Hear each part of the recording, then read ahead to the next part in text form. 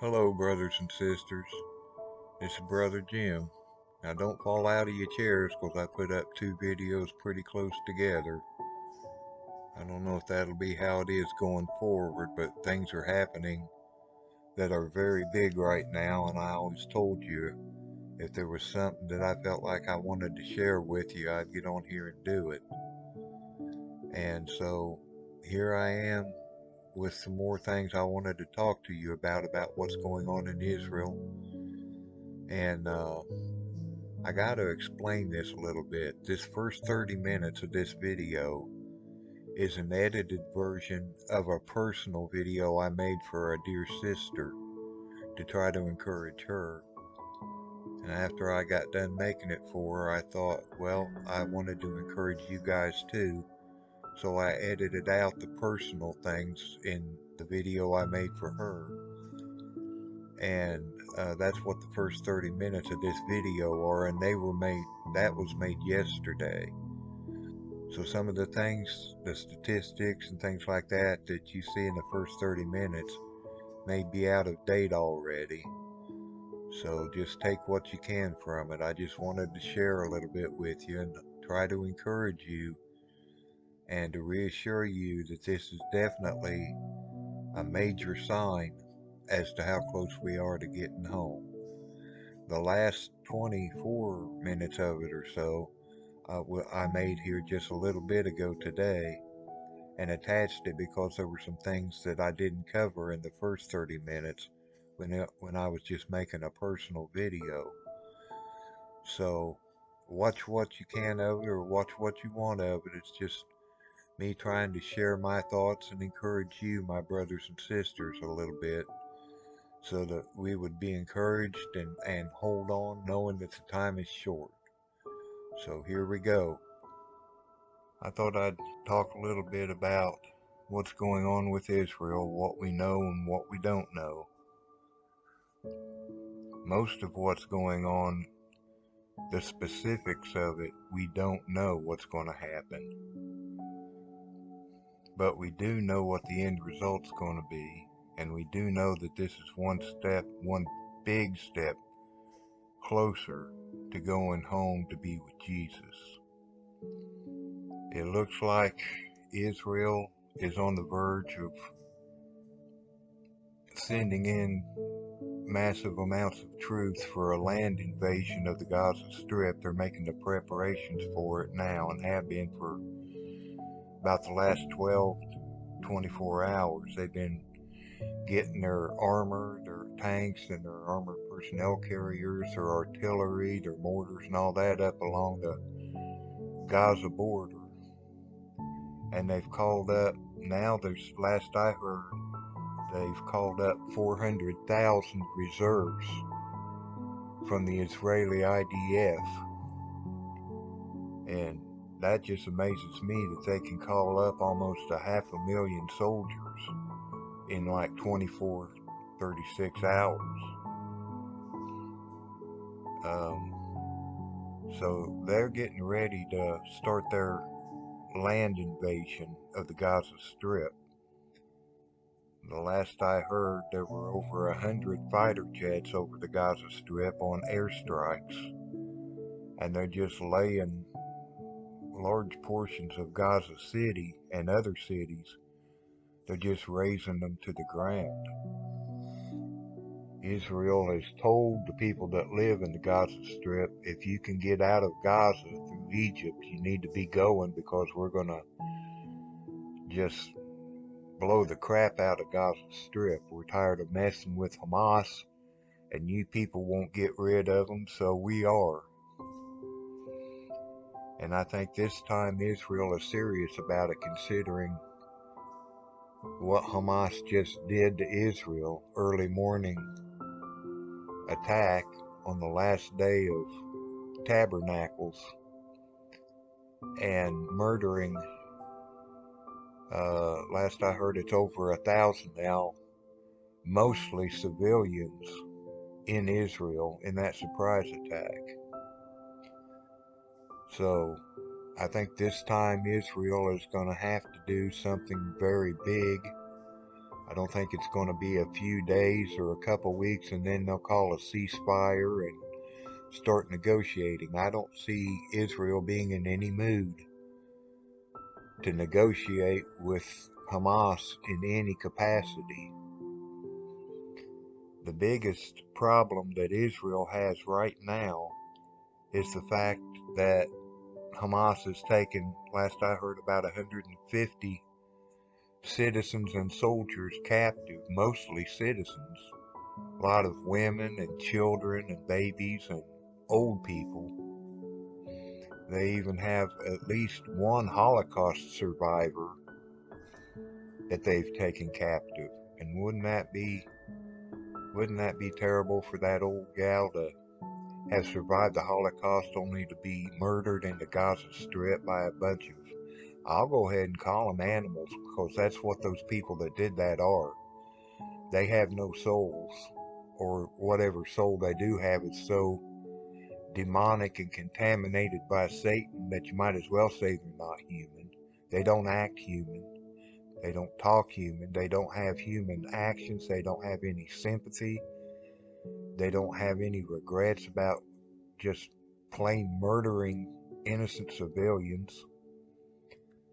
So I think this is the time that Israel's going to say, we're going to let you know that this is never going to happen again. And I think the way they're going to do that is they're just going to blow the heck out of that little strip of land and say, you know, that's the end of it. They may even end up trying to occupy the Gaza Strip again and reclaiming it for Israel. They should have never given up the Gaza Strip to begin with back in 2006 or 2005. But George Bush had his nose in the whole thing and basically forced Israel to abandon the Gaza Strip, and that was just the latest land for peace deal that blew up in Israel's face. I think they're tired of it, and this is going to be the time that they choose to just really let their fury and their anger go. Like I said, they've told the people in the Gaza Strip, if you can get out through Egypt, you need to get out now, because there's going to be a lot of collateral damage, and we're going to do what we need to do whether you're there or not. And Israel has always tried to do their operations in such a way that the collateral damage to innocent civilians, if there is such a thing, don't get caught too much in the crossfire. But this time they're not pulling back, they're not holding back just because there are civilians in the area. They're gonna root out Hamas, whatever it takes, and if that means a lot of collateral damage, then I think this time Israel is willing to do that. I don't think they're happy about it. They're not the bloodthirsty people that the world makes them out to be. In fact, they're one of the most restrained militaries in the world when it comes to how they conduct their operations against their enemies. But I think this time it's different. It feels different. It looks different. It sounds different. And considering where we are in prophecy and at the end of the age, I think that whether this all happens at once or it gets drug out or it happens in 2 or 3 stages, that this is the beginning of the end. And that we are going to be leaving this world in the very near future. I'll be honest with you, me or nobody I talk to that are Christians understand why the Lord's left us here this long and forced us to bear witness to these cruel things, these wicked things that are going on. I don't understand it. I thought we'd have been gone a long time ago. But these are the times when we have to trust the Lord. We know He is trustworthy. And the rapture is an appointed time. And when that day and hour and second and split second finally arrives, we'll be out of here. We know that this time for the rapture was appointed before the foundation of the earth, because our God knows the end from the beginning. And our God has all knowledge. He knows absolutely everything that there is to know. He knows what all the circumstances are going to be for all of time. He had all of the information that he needed to make the best decision he could make, the perfect decision to be made as to when that appointed time was going to occur. And he set that time knowing everything he needed to know so that it would be the perfect time to call his children out of this world. So we have to trust the Lord's judgment, and we can trust his judgment. We also have his promise that he will never leave us or forsake us, and that we are going to be called out of this world before the tribulation begins. I think no matter, like I say, if it takes a while for this thing to work out, to come to a crescendo, maybe it will. But this is the beginning, I feel like, of that the last of Israel's time before it just really comes under Satan's control. We're witnessing the beginning of the end right now. It may not be the absolute very end. It may still yet be days or weeks or even a couple, 3 months away. But what's going on right now is so big and so severe and has so many global consequences that it has to be looked at as at least the first step towards getting us out of here. And we should rejoice in that. I know it's hard to watch other people have to get blown up in a war, especially any brothers or sisters that we might have in the Gaza Strip. And I'm sure we have some in there. They're just not out in the open because it's a jihadist Islamic government running that place, and they'd probably be put to death immediately if they came out and admitted to being Christians. But I feel sure there's probably quite a few brothers and sisters in the Gaza Strip. And so what I'm praying for is those brothers and sisters, and for the innocent, the young children.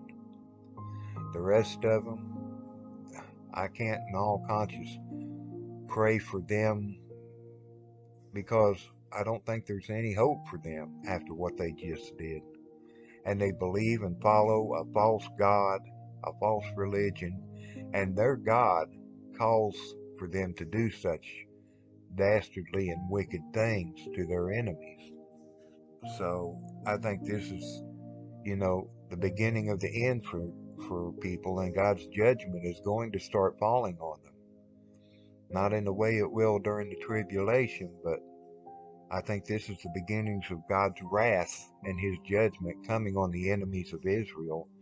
Because we know, here's one of the things we know, God is watching over his nation of Israel, and he will not let it be destroyed, and it will not fall. Israel is the only city in all of the Bible that has the promise of being an existing eternal city.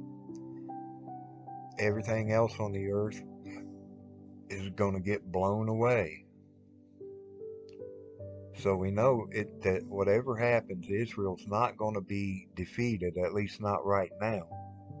They will eventually come under tremendous persecution and wickedness at the hands of the Antichrist halfway through the tribulation. But we're not there yet. Right now, Israel is secure in God's hands. If anything, I would say this is the precursor to the Gog and Magog war that's spoken about in Ezekiel 38 and 39. I think this could be laying the groundwork for that. It looks like it is. Now, like most of you, or at least some of you, I'm trying my best not to get too excited about this, because as we all know all too well, like I said in my last video, that God could hit the pause button before this goes completely regional. But I'm hoping he doesn't. But if he does, like I said, it's still the first step in the end. it is a significant thing that's happening right now. And it is definitely a part of God's plan, because God is orchestrating absolutely everything that's going on, especially with his nation of Israel. God sets up kings and brings down kings. God's will be done in all of this. God is setting things up so that his last days prophecies come to fulfillment. He's setting things up for the way they're going to be during the tribulation. So everything that comes to pass in our day and age is under God's control completely. He's the one that's setting everything up. He's the one that's bringing all this to pass. If it wasn't God's will for this to come to pass like it is, God would have put a stop to it, but he hasn't. And even if he does pause it for a short time, he's not going to let all of this just pass by. He's going to show the beginnings of his wrath and destruction on the enemies of Israel, because for all of their faults, and they have a lot of them, Israel is and always will be the apple of God's eye. Like I said, Israel's getting ready to start their land invasion. And I think they're just going to plow through there and just do an amazing amount of destruction and rain death down on the people of Gaza. They're not in any mood to mess around this time, just to do a little operation for a week or two and then negotiate a peace or a ceasefire. I don't think even if Netanyahu wanted to try that the people of Israel would let him, because this has united the people of Israel. They're not talking about trying to get Bibi out of office, at least not right now. I'm sure that'll come back. If things don't go exactly the way the people want in Israel, there'll be another faction of them start coming out and trying to get Netanyahu out because he's not fighting the war the way they want him to fight the war. In fact, one of the people in the Knesset, which is their government, their Congress, their parliament, whatever you want to call them, that's calling for Israel to use nukes in this. So that tells me that Knesset member is not alone. She's speaking for other people. And I imagine after what Hamas just did to Israel, that there's probably a whole lot of people in Israel saying, yeah, nuke them. And if Netanyahu doesn't live up to what they want him to do as far as how this war goes, they'll start saying he's not a good wartime prime minister and try and get him out of there and somebody that will nuke or whatever in office. We can't know those kind of things because I don't know the internal workings of Israel good enough to know how all of that would come about. But I just know the way humanity is, and I know the way people are. If things aren't going the way they want, they don't think logically. They think with their emotions about what they want to happen. So we'll have to wait and see about that part of it. There's a few things I've heard today, and like I say, we have to take all this with a grain of salt because there's no way that me and you can verify any of this. We're having to take other people's words for it. We just have to try and do the best we can to sift through the complete and total crap and see what we're left with.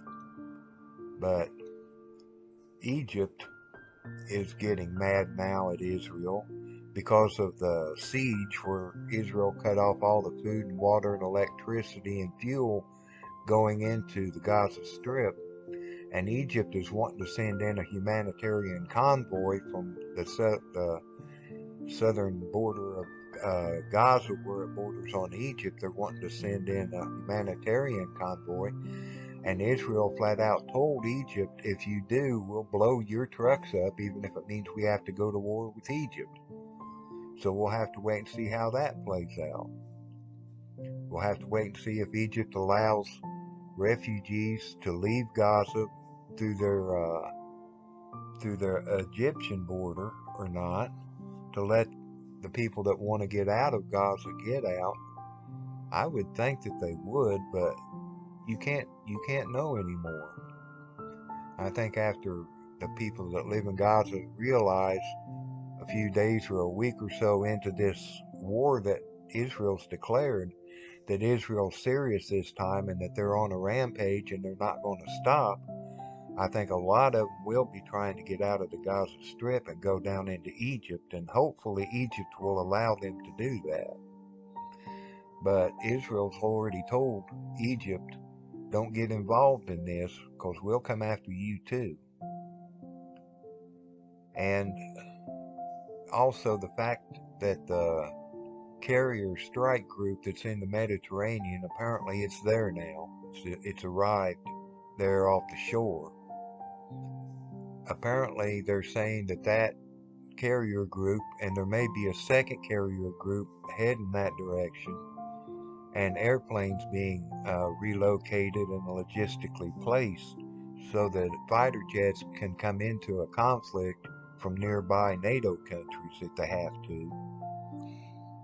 It's my understanding that a carrier carries usually anywhere from 60 to 70 aircraft of different types depending on what the mission is. And they are surrounded by cruisers and destroyers that are set up to be launching pads for cruise missiles. And I imagine some of those cruise missiles have nuclear capability too. So apparently they're in place now, and there's another carrier group, the Dwight D. Eisenhower carrier group, heading towards them. They just have left American ports, so it'll probably take them a week or so to get over there, but they're heading that direction. But the American government is saying that we're not there to aid one way or the other in the Israeli-Hamas war. That's between Israel and Hamas. We're there to deter anybody else from getting involved in the Hamas-Israel war, like Hezbollah trying to come in from Syria and Lebanon on the north. They're there to deter those people, and Iraq and Yemen. They're there to say, we're here and don't you get involved in this. You let this happen and just let it be Israel and Gaza work this thing out and let them have their war, and you stay out of it. So that's what America is saying the carrier group is there for, as a deterrent, not as an active participant in the Gaza war. And that would make sense. Then we have Hezbollah threatening America and saying, if you get involved in this war, we're going to start attacking all of your military bases here. We've got our missiles aimed at your military bases in the area. And if you get involved and try and do anything to Hezbollah, we'll start attacking your military bases. And if that happens, all bets are off. So that's what I've heard about that. They've told the citizens of Israel to prepare to be in a bomb shelter for 72 hours. I imagine when they give the word for that, it'll be because some kind of a massive second attack is coming at Israel, and they're getting everybody to stock up their bomb shelters and their hiding places with food and water and stuff for 3 days. They're preparing the citizens for that possibility. I've also heard that there have been missiles fired from Lebanon, from Hezbollah into northern Israel, and that Israel is striking targets inside of Lebanon now, and have fighter jets over the capital of Lebanon, up in Beirut. They have fighter jets already up and around the capital of Lebanon. And they've also said that there have been missiles that have now been fired in the Golan Heights from Syria, and Israel is using artillery to fight back at the locations where the missiles came from in Syria. So even though it's kind of a tepid involvement to this point, Hezbollah and Syria have both made little attacks on Israel. At least to this point they've been small. But if they all decide to get together and come after Israel all at one time, then all bets are off. Like I said, we know Israel's going to win because God's on their side, and he's not going to let Israel fall like that. That won't happen until the second half of the tribulation, and we're not there yet. So Israel will win in the end here. Something else that you probably should be watching for, I've already seen the groundwork being laid for it, where people are already starting to lay the groundwork for turning against Israel, even though Israel was the victim. They're saying things like the Gaza Strip is one big outdoor prison, and that Hamas had every right to do what they did against Israel. But at least right now they're saying that Israel has a right to defend itself and all that, but they understand why Hamas did what they did too. And as this thing goes along and more and more and more people die in the Gaza Strip and the death count keeps growing, and they do the same thing they've always done before, holding up little dead babies up for the cameras and showing all of the women and all of the quote unquote innocent people that Israel just has no regard for getting killed and just blown up.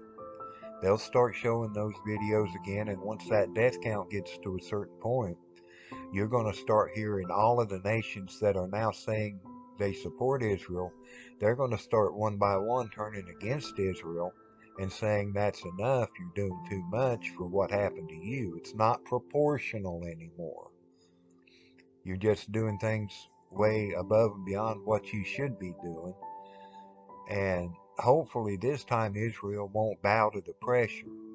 They'll just keep going and do what they've intended to do. Now, it's a hard thing for me to say that because I don't want anybody to have to die in a war. It's a terrible, tragic, wicked way to die, getting blown up or shot or whatever, especially if you're not a soldier, if you're a civilian. And I know that there's a lot of people in the Gaza Strip that don't want this to happen, but yet they put up with Hamas being their governing body for over a decade now, almost 2 decades. So if you're not going to do anything about protecting yourself in your own country, then you don't have any right to expect any kind of getting any kind of quarter from the enemy. If you're in the country that's attacking another country and that country comes back and attacks you, then you're going to get what you're going to get. You should have done something about it in your own country before now. But I'm seeing all of these people already laying the groundwork, talking about how Israel deserves what it got, that it's an apartheid state. They've held Gaza in an outdoor prison for all these years, and the same in the West Bank. I look for the West Bank to start getting involved in this anytime now. So Israel's got its hands full, but they will not be put down, at least not now. They will later, when the Antichrist is on the scene and he's the one that's attacking them. He will overcome most of Israel, but even then God's going to have a remnant of his people protected, and he will at the end of all of it bring them back into the land of Israel and into the city of Jerusalem. When he sets up his kingdom on earth, there will still be Jews in Israel, there will still be in Israel, and there will still be a capital of Jerusalem. So God's got this all planned out, and it's going to go according to God's plan. It's hard for us to have to witness this. I would really rather not be here and have to witness and hear about all of these bombings and deaths and babies and stuff getting killed. I don't want to be here and hear about all of that stuff or see it on the internet. But God's got us here for whatever his reason is for us to be here. and I trust him. And I know before things get completely out of hand, he is going to take us out of here. Because the only way forward for this thing to go is for it to start spreading out and becoming global. And Israel is threatening, if Hezbollah gets involved in that, Israel's already told Hezbollah they will destroy Damascus. That's the first time Israel's ever made that kind of a threat too. But we all know, or I'm assuming most of you know, about the Isaiah 17:1 prophecy about Damascus becoming a ruinous heap overnight, and nobody will be able to live there anymore. So now Israel is threatening Hezbollah, you better stay out of the war or we're going to take Damascus out. And if they take Damascus out, then that's going to lead, I think, to the Gog and Magog war. And we're definitely not going to be here for that. Or I will say, I don't see any way that we're going to be here for that. I don't believe we're going to be here for that. But I'm not God and I can't know 100% sure. But I don't think we're going to be here for the Gog-Magog war. I think may see Damascus become a ruinous heap that sets off like the Gog and Magog war. But I don't think we'll be here for that. And with all of this stuff just on the near horizon now, it's already started, it's already in the works. If nothing else, this is the groundwork being laid for that last battle. This is drawing the first blood here. And God's going to have his way with it. He's going to use this to accomplish his will for Israel and for Israel's enemies. Look at this as being a very big sign, a very real sign as to how close we are to finally getting out of this clown world. Just a few more things that I didn't touch on in the first 30 minutes of this video.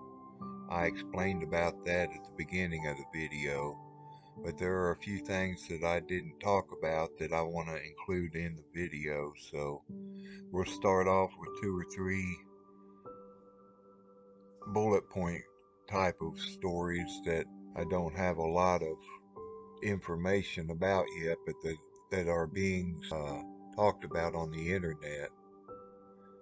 And I know I keep saying it, but please keep in mind that any information we're getting has to be taken with a grain of salt, because I would venture to say that most of what we're hearing is just a bunch of propaganda and people creating their own narratives for their own agendas. Alright, well, for one thing, there's a story going around now that says that Israel is using white phosphorus munitions in Gaza. And of course that has all of the Arab world up in arms. They say that's been a banned munition when it comes to warfare for a while now. But they're accusing Israel of using white phosphorus. And whether they are or not, I don't know. But that's just one of the stories that's going around. Of course, I noticed that nobody had an issue with us sending cluster bombs of banned munition to Ukraine for them to use on Russian civilians. So I thought I'd let you know that that's one of the things that's going around. They're already starting to accuse Israel of using banned munitions against the civilian population of Gaza. There also seems to be some concern here in America that Hamas or Hezbollah or any of the other terrorist organizations in the Middle East might start trying to activate their sleeper cells here in America. And I can see that that would be a possibility if that's what they want to do, because our southern border's been wide open for years now. So I imagine there are probably quite a few terrorist organizations with probably small armies inside the country now. And I know that There have been several large pro-Palestinian protests going on around the country. So it very well may come here and touch America where we live. And speaking from a prophetic point of view and a last days point of view, America deserves whatever judgment it gets. God will watch over us that love Him and follow Him. But the country of the United States is definitely under God's curse. And His wrath is going to be poured out on this country for all that it's done against Israel, even though right now America's trying to pretend that they support Israel. That'll change soon enough. Another little quickie here. I guess you guys have noticed that ever since this happened in Israel, we haven't heard jack squat about Ukraine and Russia. And I think that this may very well be part of America's exit strategy for withdrawing their help for the Ukraine and starting to pull back, because they've known for, well, from the beginning that this is a lost cause. They thought that Russia would collapse under the economic sanctions, but they didn't, and that's what they were betting the whole thing on. So when Russia survived their economic attacks, the people that have any knowledge at all of military operations knew from very early on that Ukraine had absolutely no chance of winning a war against Russia. And now that the end of that is coming, and Ukraine is not going to be getting hardly anything in the way of ammunition or weapons from the West anymore, because there just aren't any left to give them. They've gone through everybody else's stocks and reserves that's in the EU and in America, very little left. So when they got to this point where they saw there wasn't very much left for them to be able to give to Ukraine, everybody started trying to figure out a way to get out of this, especially NATO and America, without looking like they completely lost everything, which they have and will. But they're looking for an exit strategy to put the Ukraine-Russia war on a back burner and start ignoring it, so that the public doesn't, aren't hearing Ukraine-Russia stories every day. Get it out of the public view and start putting this new war between Israel and Hamas into the headlines and keeping it there. People are turning away their attention from Ukraine. And I think that this, like I said, I think this is just part of the West's exit strategy, so they can start pulling back from Ukraine and stop focusing on it and just let the conflict there whimper and die, and not have the public all getting all up in Biden's face about, how come you didn't keep supporting them for as long as it takes that you kept saying you were going to, and you kept telling us that Ukraine was winning the war. Now all of a sudden, Ukraine isn't winning the war. They don't have any more money to give, or ammunition or weapons to give, and Ukraine is dying a very slow, painful death, rather than having the public getting up there and asking all the hard questions about why we lost the war in Ukraine. They're changing the focus and starting a new narrative in another part of the world. So I'd say that what's going on in Israel and all the focus being turned on them now, is the beginning of the end for the Ukraine-Russia conflict. It'll just whimper and die a slow, painful death. Another quick note of something that's been in the news the last couple of days, and apparently this hasn't gone to the House or the Senate yet, but the Congress and the White House are talking about, if they're going to send aid to Israel, which is what, the Americans want, that they have to also attach aid to Ukraine on the same bill, which the Democrats are notorious for doing.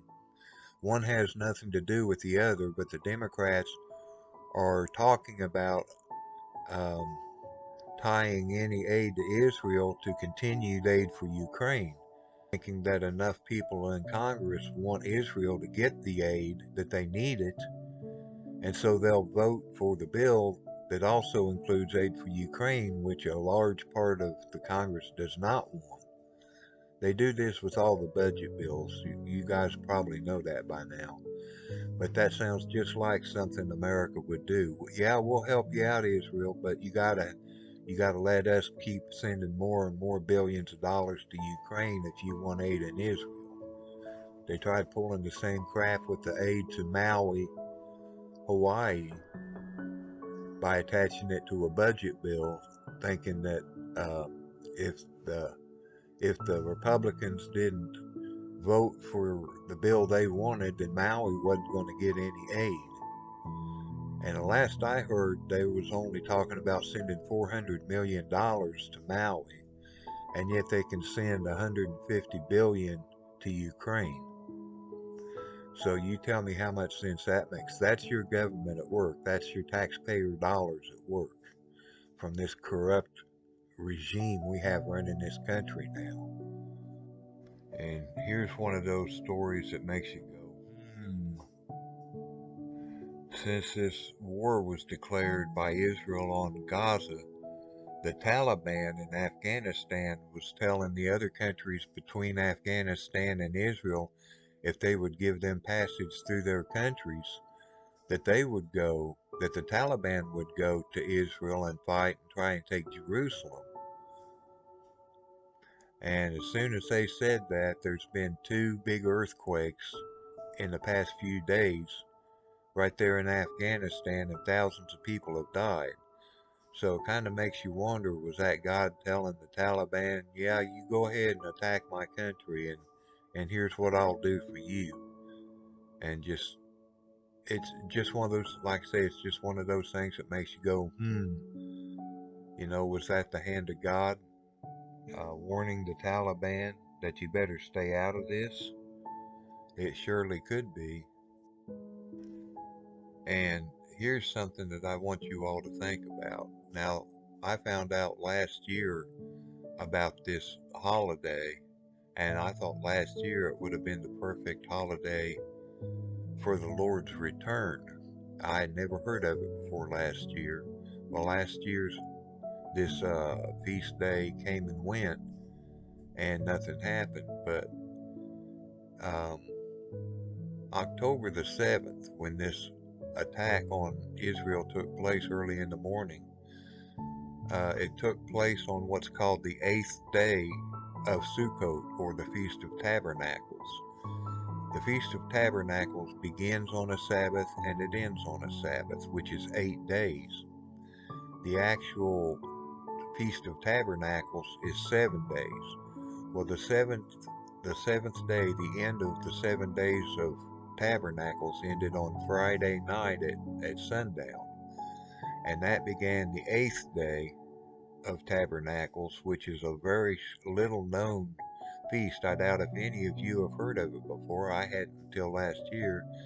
And the 8th day of Sukkot is called Shmini Atzeret, and it's a convocation that ends the celebration of the Feast of Tabernacles. It's the second Sabbath in that holiday, and it represents a new beginning. It represents, in the Christian world, it's a representative of the new heavens and the new earth, and it's also a representation of eternity. I guess you all have seen the symbol for eternity. It's like an 8 laid on its side. It goes back and around and back and around and back and around, and that's the symbol for eternity. Well, this 8th day of Sukkot, or Tabernacles, Shmini Atzeret, is a representation of the Lord's return, the beginning of eternity, the beginning of God with us. See, the 7 days of Tabernacles is a Christian representation of the millennium. That's how it's looked at in Christian circles. So, in other words, it's saying 7 days of tabernacles is God tabernacling with man during the millennial reign, and the eighth day is a holy day to cap it all off, and it represents the beginning of eternity, new beginnings, a new heavens and a new earth. So that just, it sounded to me last year when I first heard about this, it sounded to me like that would be the perfect day, new beginnings. So, anyway, the reason I say all of this is because that attack on Israel began on the eighth day of Sukkot, Shmini Atzeret. And I find it very interesting and probably has some kind of a symbology to it. I can see it. I don't know if you all can or not.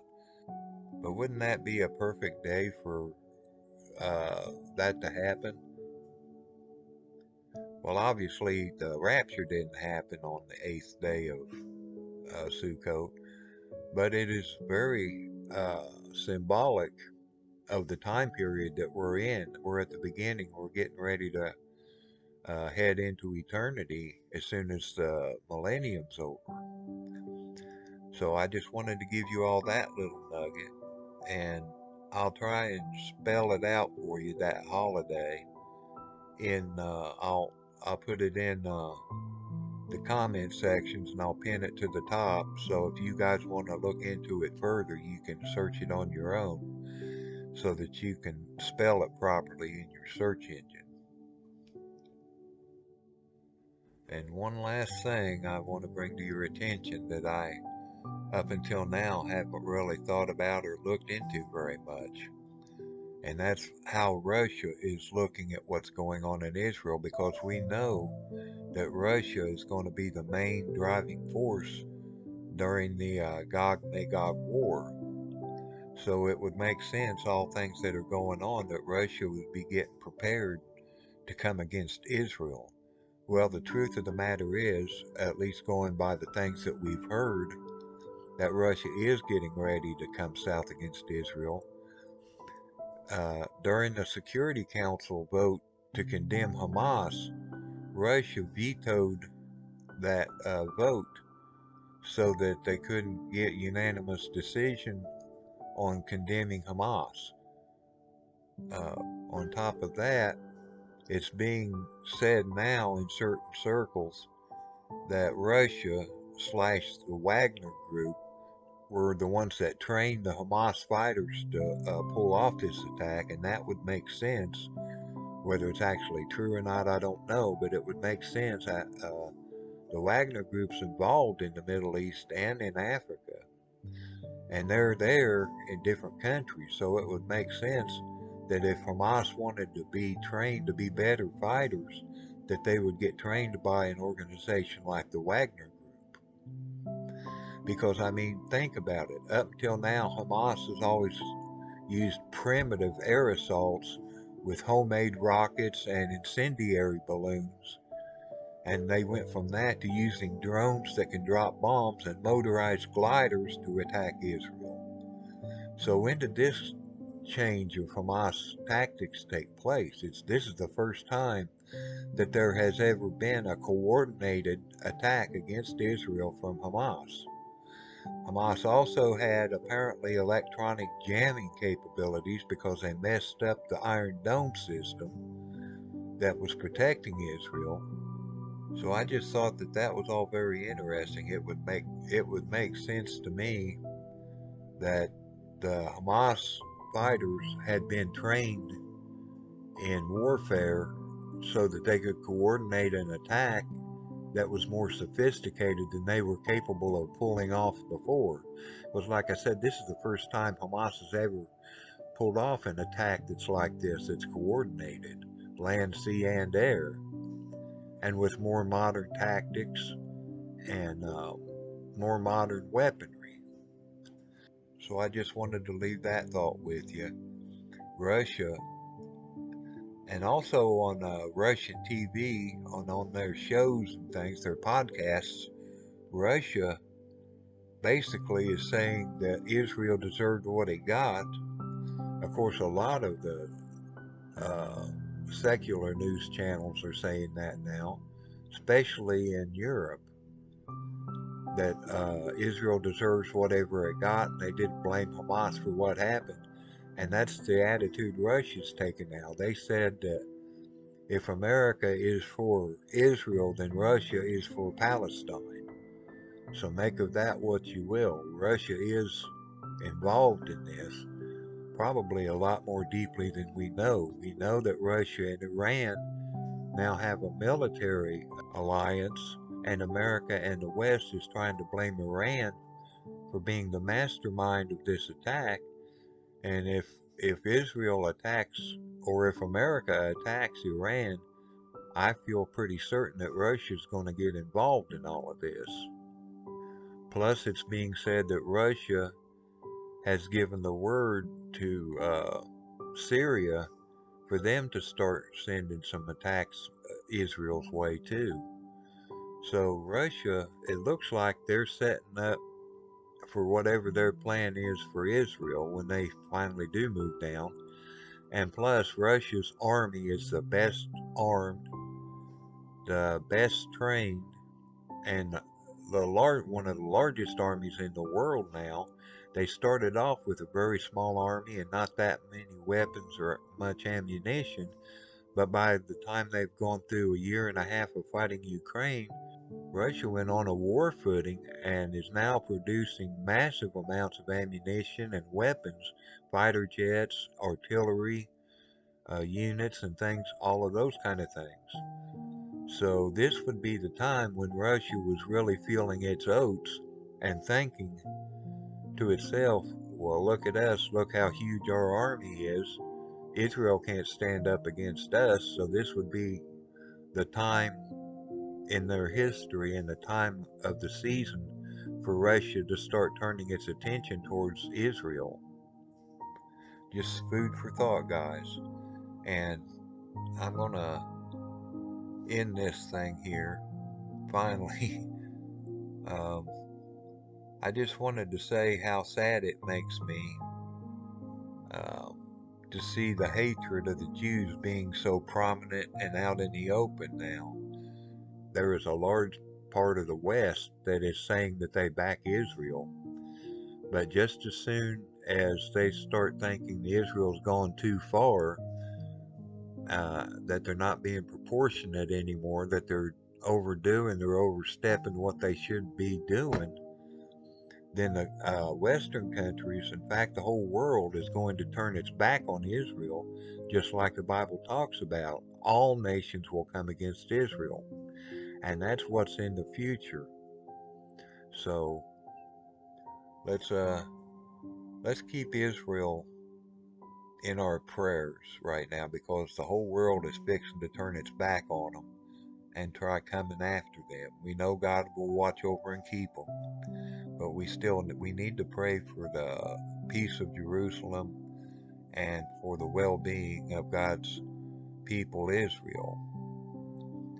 And isn't it amazing that in the whole world, with all of the rumors of wars, and Lord knows we have enough of those going on everywhere now, that's all that's talked about anywhere around the world now is war, from one country to another, one region to another, whatever it is. All eyes in the whole world are now on little bitty Israel. The world has become Israel centric. And what we're looking at, brothers and sisters, are the birth pangs. And what happens after the birth pangs, according to the scriptures. I think it's 1 Thessalonians 5. Sudden destruction comes. They'll be saying peace and safety, which is what's been the topic over in the Middle East a lot recently, especially between Saudi Arabia and Israel. There's been at least a month's worth of nothing but peace and safety talks.